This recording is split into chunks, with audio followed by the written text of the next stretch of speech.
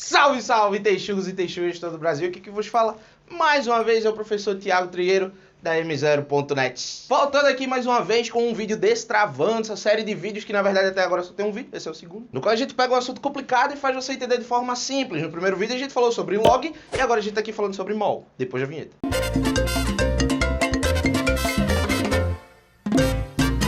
A ideia aqui é muito simples, eu vou te contar 3 histórias. Depois dessas 3 histórias, você vai ter entendido mol. A primeira história é a do rei, é muito simples. Era uma vez um castelo. Meus alunos dizem que eu não sei desenhar. Do lado desse castelo tinha um rio. E lá depois desse rio tinha montanhas. Muitas montanhas. Montanhas. Do lado de cá era de boa, era só grama mesmo. E o curioso é que atrás dessas montanhas você tinha outro castelo. OC significa outro castelo. Nessa época, a galera fazia escambo. O que é escambo? É trocar o que eu tenho muito pelo que eu tenho pouco. Esse castelo aqui, ele ficava perto de um rio. Tem muito peixe, você tem muito arroz, você tem água em abundância para fazer quaisquer coisas que você queira lá. Esse outro castelo aqui, não. Ele ficava mais perto de uma floresta mais densa, mais fechada. Então ele tinha mais maçãs, ele tinha mais pele de animal para se proteger do frio, essas coisas todinha aí. Aí o que é que eles faziam? Eles trocavam as coisas, era o escambo. A galera desse castelo falava assim, ó, eu tenho peixe pra caramba aqui pra te dar, ó. Bora trocar aí um pouquinho dessa carne de javali pelos meus peixes, pra gente variar um pouquinho? O cara falava, bora. Mandava uma charrete com um cavalo, sabe o que é charrete, né? Mandava uma charrete com um cavalo lá, com as coisas que tinha tudinho, peixe, e arroz e as coisas todas. E ele tinha 3 caminhos para fazer isso. Vamos enumerar os caminhos de vermelho. Caminho número 1, ele vinha, atravessava o rio com a charrete, andava por toda a planície, chegava do outro lado das montanhas e ia até o castelo entregar. Esse é o nosso trajeto número 1. Trajeto número 2, ele vinha, subia as montanhas, descia do outro lado e entregava as encomendas. Ou trajeto número 3, ele vinha, rodeava as montanhas e entregava lá pelo outro lado. Arrodear é dar a volta, se você não é do Nordeste. Arrodeia. E aí? Qual que é o menos ruim? Nenhum. Se você vai atravessar o rio, muito provavelmente você vai ter perda de material. Vai cair alguns grãos no rio na travessia. Lembra que você tá de cavalo aqui puxando uma charrete, puxando uma carroça. Se você vai subir, mesma coisa. O cavalo vai ter trabalho para escalar uma montanha puxando uma carroça. E se você vai dar a volta, aí é outro problema. Porque você vai demorar mais tempo, sua mercadoria pode apodrecer, você pode ser emboscado e ter material roubado. Enfim, nenhum dos 3 presta. Aí o rei chegou lá e disse, ó, galera, tive uma ideia brilhante. A gente vai construir uma ponte. O miserável é um gênio! Agora pensa comigo, se você é o rei e você vai construir uma ponte, você não vai construir a ponte em qualquer lugar. Você vai construir a ponte na menor distância entre as margens do rio, que a ponte fica mais barata. Onde o rio é largão, a ponte fica muito cara. Onde o rio tá fininho, aí é de boa você construir a ponte. Nesse caso, a ponte seria daqui pra cá. Então o rei foi lá e deu a ordem, ele disse, ó, chama os 3 maiores matemáticos aí do nosso castelo e peça para eles medirem a distância entre as 2 margens no local onde ela é menor. E os 3 matemáticos foram. O primeiro matemático voltou e disse, seu rei, eu medi, e a distância deu 22 cachorros. What the fuck? O que isso quer dizer? Muito simples. Quer dizer que se você pegar 22 cachorros e colocar um na frente do outro, a distância que vai dar da bunda do primeiro cachorro até o focinho do último cachorro dessa fila é a distância entre essas 2 margens. Beleza. Entra o segundo. O segundo matemático entrou e disse assim, seu rei, eu medi e não deu 22 cachorros não. Pela minha medida deu 12 cavalos. O que é que isso quer dizer? E se você pegar 12 cavalos e colocar um na frente do outro, a distância que vai dar da bunda até o focinho lá vai dar a distância entre as margens. Manda o terceiro. E aí o terceiro matemático chegou e disse, seu rei, eu medi e nada de 22 cachorros nem de 12 cavalos não. Eu medi e deu 4 troncos de coqueiro. Qual era o problema aqui? Estava faltando uma unidade de medida. Quando a gente fala em unidade de medida, normalmente a galera dá mais ênfase na palavra medida. Mas a ênfase tem que ser dada na palavra unidade. Unidade é o daquela medida. Nesse caso, o primeiro matemático estava tomando como um cachorro. O segundo estava tomando como cavalos. E o terceiro estava tomando como troncos de coqueiro. Agora veja qual é o problema. Se eu tô falando de cachorro, eu tô falando de um poodle ou de um Rottweiler. Tem tamanhos diferentes. E digo mais, como é que o rei poderia saber quem tava certo e quem tava errado? Podia estar os 3 certos. Porque é mesmo mais ou menos, né? Você pegar 22 cavalos, 22 cachorros e 12 cavalos. Tá mais ou menos ali, não, né? Aí o rei falou, meu irmão, que confusão do cacete. Não precisava disso tudo. Não precisava cada um usar uma unidade de medida. Faz o seguinte, ele pegou um barbante, mordeu, esticou o barbante, tirou e disse, tome. Pega esse pedaço aqui, essa medida, coloque uma na frente da outra e veja quantas dá. Medida naquela língua chamava metro. Então, o que é 1 metro? 1 metro é aquela distância padrão que você mede todas as outras colocando uma na frente dela, uma na frente da outra. Então, em vez de você medir com cachorro, porque o outro vai medir com cavalo e o outro vai medir com tronco de coqueiro e aí vai dar uma confusão, todo mundo usa a mesma unidade para medir, unidade de medida. Todo mundo usa o mesmo 1. E aí afere quantos desse 1 dá. Eu posso medir todas as unidades do mundo com metro. Não deveria, mas posso. A reflexão aqui, eu quero que você guarde isso. Eu prometo que você vai entender mock no final, tá? Não solta não. A reflexão aqui é, o rei não usou nenhum método mirabolante para tirar a medida. Ele mordeu um barbante, esticou a cabeça e tirou. Se você fizer aí na sua casa, dependendo do seu tamanho, muito provavelmente a envergadura do seu braço até a mordida da sua boca virada pro outro vai dar muito próximo de 1 metro. Porque foi assim que ele fez. Ele tem um termo científico para isso, é trato da culo. Quer dizer, tirou da bunda. Isso quer dizer que eu posso inventar minha unidade de medida. Eu posso pegar esse piloto aqui e dizer que isso aqui é 1 trigueiro. Posso. E aí, se eu for medir essa distância aqui, ela vai ter 1, 2, 3 trigueiros. Posso. Pronto. Criei uma unidade de medida e acabei de fazer uma medição com ela. Anyway, essa foi a primeira história. Vamos para a segunda. A segunda história já acontece bem mais na frente no nosso mundo da química. O que acontece? A galera já tinha os elementos químicos, eles só estavam querendo medir a massa. Ou seja, pesar os elementos químicos. Se liga, a unidade de medida de massa, ou seja, para saber o peso, entre aspas, né? Não vai falar massa, peso aqui. Me dê essa licença poética, por favor. Para saber o peso dos átomos. É ideal que eu use grama? Não. Isso aqui eu consigo aferir em gramas. É um negócio pesadinho, eu consigo sentir, eu consigo pegar e olhar. É muito grande comparado a um átomo. Um átomo é muito pequeno. Então se eu fosse aferir, ia dar 0,0000000. Muito pequeno. A galera pensou, então, cara, calma. A gente tem que criar uma unidade de medida nova para os átomos. Fizeram essa balancinha aqui, ó. Sabe aquela balancinha da justiça? Pronto, é tipo isso aqui. Meus alunos dizem que parece um cara triste. Eu nunca vi esse cara triste. Aí a galera lembrou do rei. Lembra quando o rei criou aquela unidade de medida? Ele criou uma. Ele pegou uma medida que ele quis, tirou da bunda, e disse, isso aqui vai ser meu número 1. Todos os outros eu vou medir a partir desse 1, que era o barbante lá. Aí os caras pensaram, bacana, bacana, a gente vai pegar um elemento e vai chamar de 1. Qual elemento você acha que ele chamou de 1? Muito bem, oxigênio. Aí eles pegaram o oxigênio e disseram que o oxigênio, na verdade, é o número 1. Qualquer outro elemento a gente vai medir a partir do oxigênio. Eles pensaram, tá bom, então, e o enxofre, se o oxigênio é 1? Aí tá bom, vamos medir o enxofre aqui. O que foi que eles fizeram? Eles pegaram, colocaram aqui um oxigênio e colocaram aqui um enxofre. Ah, agora eu tô vendo carinha triste. Tem inclusive meu estrábico aqui. Enfim, quando eles colocaram o oxigênio com o enxofre e foram comparar as massas, a balança fez isso aqui, ó. Desceu do lado do enxofre. Isso quer dizer que o enxofre é mais pesado do que o oxigênio. O enxofre tem mais massa que o oxigênio. Aí os caras pensaram, pô, então vamos botar mais oxigênio aí, hein? Colocaram um segundo oxigênio. Quando colocaram um segundo oxigênio, aí a balança fez... voltou ao normal. Ou seja, a massa de um enxofre equivale à massa de 2 oxigênios. Se o oxigênio é 1, então o enxofre a gente vai chamar de 2. Very good. Quer dizer, muito bom em inglês. Ela falou, tá bom, tá bom. E o titânio? Tá bom, vamos medir o titânio. Eles tiraram o enxofre daqui, sai enxofre, já medimos você. E colocaram um titânio, que é maiorzinho. Cachorro latino. Pandemia, em casa, é isso aí. Quando eles colocaram o titânio aqui, a balança que só tinha 2 oxigênios, ela fez... Isso quer dizer que um titânio tem mais massa do que 2 oxigênios. Eles pensaram, pô, titânio é pesadão, hein? Vamos botar mais oxigênio. Colocaram um terceiro oxigênio e aí a balança fez...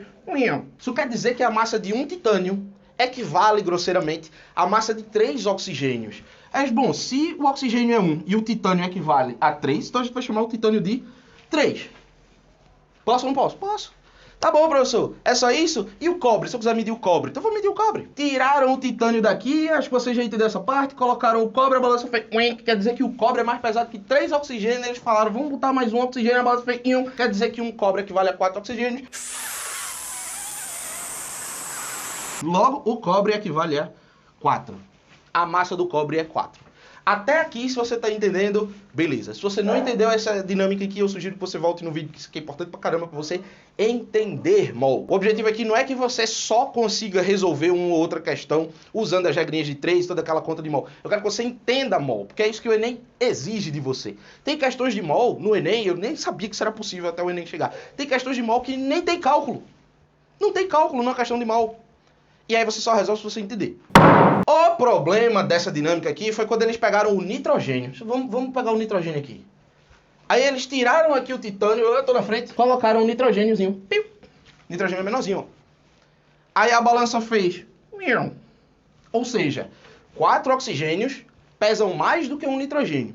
Aí eles foram tirando oxigênio, tirando oxigênio, tirando oxigênio, mas a balança continuou assim. O que é que isso quer dizer? Que o oxigênio, ele é mais pesado do que o nitrogênio. Se o oxigênio é 1, o nitrogênio teria massa menor que 1. O nitrogênio ele seria 0, alguma coisa. Nesse momento a galera é endoida, né? Não quero não. Não, negócio de 0, quero fazer conta com vírgula não. Pode tirar esse negócio aqui que eu não quero. E aí, como é que a gente resolve essa bronca de ter um 0, alguma coisa, porque o nitrogênio é mais leve do que o oxigênio? Easy, quer dizer fácil em inglês. É só chamar o nitrogênio de 1. O miserável é um gênio. O nitrogênio é o meu novo 1, não é mais o oxigênio. E aí a gente vai reaferir toda a tabela periódica depois disso. Se o nitrogênio é 1, o oxigênio não é mais 1. O oxigênio não é um pouco mais pesado do que o nitrogênio. Então vamos chamar ele de, sei lá, 1,2. Eles mediram, tá? Não foi chute na doida não, foi aferido. Agora vem outro milestone para saber se você está entendendo. Presta atenção. Se o oxigênio agora é 1,2... o enxofre vai ser quanto? Lembra que o enxofre era 2 vezes mais pesado do que o oxigênio? Não importa se eu estou chamando o oxigênio de 1, de 5, de 1 bilhão. O enxofre vai ser mais pesado do que o oxigênio em 2 vezes. Então, se o oxigênio é 1,2, o enxofre vai ser 2,4. Tome cachorro latino. E o titânio não era 3 vezes mais pesado que o oxigênio? Então, o titânio ele vai ser 3,6. E o cobre, que é grosseiramente 4 vezes mais pesado, vai ser 4,8. E por aí vai. E o problema disso tudo aqui foi quando eles acharam, por exemplo, o carbono. Carbono. Porque quando eles colocaram lá na balancinha do cara triste de novo, o Zarolho, o carbono era mais leve do que o nitrogênio. Então a bronca seria que o carbono ficaria 0, alguma coisa. E aí a galera pirou de novo, falando, não quero 0, alguma coisa do carbono.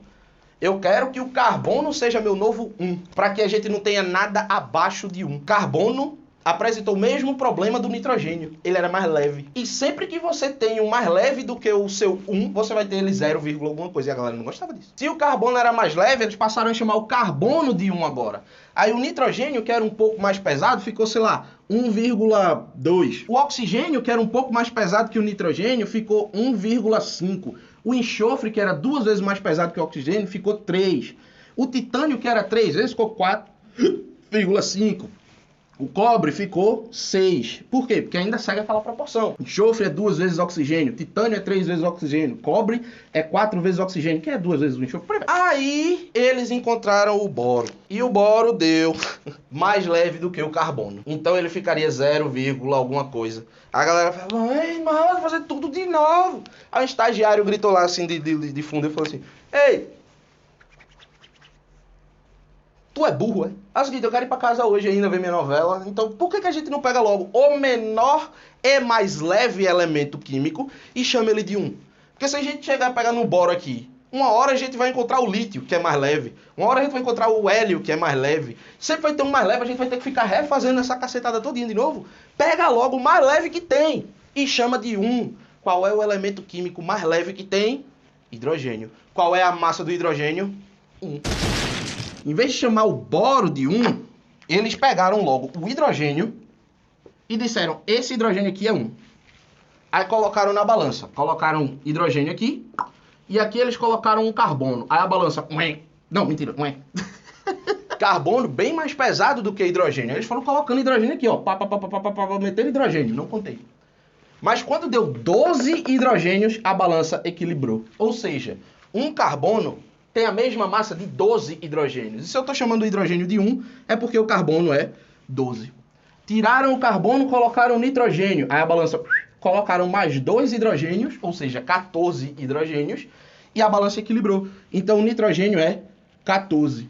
E nessa eles foram aferindo, o oxigênio é 16, o enxofre é 32, o titânio é 48, cobre é 64, mais ou menos. E se você for olhar na sua tabela periódica, essas aqui são as massas aproximadas mesmo dos elementos, porque na tabela periódica você tem a massa molar, é um pouco diferente. E é assim que a sua tabela periódica é feita. A galera pensou, cara, essa é uma boa forma da gente dar a massa dos elementos. A gente só precisa criar uma nova unidade de massa para o átomo. Uma unidade de massa para o átomo. Unidade de massa para o átomo. Unidade de massa... Já sei! E se a gente chamasse de unidade de massa dos átomos? Como se não tivesse preguiça suficiente, mais para frente, a unidade de massa dos átomos virou só U. Então, a massa de um atominho de oxigênio é 16U. Um atominho de enxofre é 32U. Titânio 48U. Cobre 64U. E você entendeu até que o hidrogênio é 1U. E por aí vai. Essa foi a nossa segunda história. Vamos nos encaminhar para a nossa terceira história para que você aprenda de fato o mal. Mas antes, esse programa é patrocinado por absolutamente ninguém. Então faz um favor de dar o likezão aí, se inscrever se você quiser. Como nesse canal a gente fala sobre todas as partes do Enem, a gente fala sobre humanas, linguagens, tem multi-aula de redação, tem matemática. Se você tocar o sininho, todo vídeo que a gente vai postar vai chegar para você. Além de que a gente usa ciência para melhorar a sua chance de passar no Enem. Tem muito vídeo aqui que é de dica, de estratégia, sempre usando ciência para você passar no Enem. A gente tem vídeo sobre como não procrastinar, a gente tem vídeo sobre como assistir aula, tudo isso usando ciência, tudo aqui. Só procurar, você vai gostar. Era uma vez um cara que se garantiu muito. Ele construiu uma balança rocheda. Essa balança, ela aferia 3 resultados para as coisas que ele colocava em cima dela. O primeiro resultado que essa balança aferia era a quantidade, vamos botar QTDE, quantidade. Se eu botar uma cadeira aqui, ela acusa 1. Se eu botar um piloto, ela acusa 1. Se eu botar, ela acusa a quantidade de coisas. A balança fictícia. A segunda coisa que ela acusava era a massa em U, que é aquela massa que a gente acabou de ver na nossa segunda história. E a terceira coisa que ela acusava era a massa, só que agora em gramas. Vamos lá. Esse cara aqui, ele pegou assim e disse, ó, já sei, vamos fazer o seguinte, vamos começar a testar com hidrogênios. Vou colocar um hidrogêniozinho nessa balança. Ele falou, você não consegue ver porque um hidrogênio é muito pequenininho. Mas a balança acusou aqui, ó, quantidade 1. Porque ele colocou um atominho de hidrogênio. Aí a balança disse, opa, 1. E a massa em U de um átomo de hidrogênio? A gente acabou de ver. Hidrogênio mais leve. Foi o que ele usou para ser o 1, para ser a unidade de medida. Então a massa de um átomo de hidrogênio é 1 U. E a massa em grama de um átomo de hidrogênio? Aí deu 0,00, uma cacetada de 0,0 grama. Era tão leve que a balança nem conseguiu aferir a massa em gramas. Aí ele pensou assim, vou botar mais. Aí colocou mais 2 atominhos de hidrogênio. Como ele colocou mais 2, agora tem 3. Aí a balança acusou, opa, tem 3. E qual é a massa em U de 3 átomos de hidrogênio? 3U. Cada átomo tem massa 1U, então é isso. A massa em grama continuou dando 0,00, uma cacetada de zeros, 00 grama. Ele falou, miséria do rato. Hidrogênio. Aí começou a tolar hidrogênio. 100 mil, não tô aqui, 100 mil átomos de hidrogênio. Ele colocou tanto que já dava para você ver um pouquinho. Supondo que hidrogênio não é um gás. Qual é a massa em U de 100 mil átomos de hidrogênio? 100 mil U. Mas o susto veio na massa em gramas, porque agora deu 0,00, uma cacetada de zeros, sei lá, 12 gramas. Chutei, mas foi um bom número. Ele falou, tá vendo? Tá certo. A minha balança funciona, só tinha muito pouco, vou socar mais. Aí saiu botando. Meu irmão, ele atolou hidrogênio aqui. Ele botou hidrogênio que só uma miséria. Até que a massa em grama foi subindo. E ele tome colocar mais hidrogênio e a massa deu 1 grama. Quando a massa deu 1 grama, tinha hidrogênio que só uma miséria aqui. Ele foi olhar assim e disse, meu irmão, quantos hidrogênios tem aqui para ter dado 1 grama? E quando ele foi ver, tinha 602 sextilhões de hidrogênio. A balança acusou 602 sextilhões. Isso aqui é a quantidade de hidrogênio que você precisa colocar para você ter 1 grama de hidrogênio. Ele falou, meu irmão, esse número é importante, vou dar o meu nome é Avogadro. Essa aqui virou a constante de Avogadro, o número de Avogadro. Mas não para por aí não. Na ciência, para você ter validade de qualquer coisa, você tem que replicar os resultados. O cara pensou, vou fazer esse mesmo experimento de novo, só que agora eu vou usar o hélio. Por quê? Porque eu quero. Aí ele meteu aqui, ó, hélio. Beleza. Vou refazer todo o experimento. Tirou os hidrogênios todos. Me arrependi. Pessoal, tá, qual foi a primeira coisa que eu fiz? Eu coloquei um hidrogênio, então agora eu vou colocar de novo. Só que agora eu vou colocar um hélio aí. E você não consegue ver de novo, porque é pequenininho. Só que a balança acusou a quantidade aqui, ó. 1 hélio. Aí quando ele foi ver a massa em U, se você olhar na sua tabela periódica, você vai ver que a massa de um átomo de hélio é 4U. E a balança acusou 4U, porque agora a gente está falando de hélios. Só que aí a massa em grama deu a mesma coisa, deu 0,1 bocado de 0,0 gramas. Aí ele pensou, ok, próxima coisa que eu fiz foi colocar mais 2 para dar 3. Só que agora eu vou colocar 3 hélios. Qual é a massa em U de 3 hélios? 12U. Cada hélio tem massa 4U. Se eu tô com 3 hélios, vai ser 12U. Só que a massa em grama continuou dando 0,1 cacetada de 0 gramas. Continuou não aferindo. Ele disse, agora que fica interessante, hein? Agora que fica bacana. Ele colocou 100 mil hélios. E a massa em U... E agora? Não é não. A massa em U de 100 mil hélios... 400 mil U.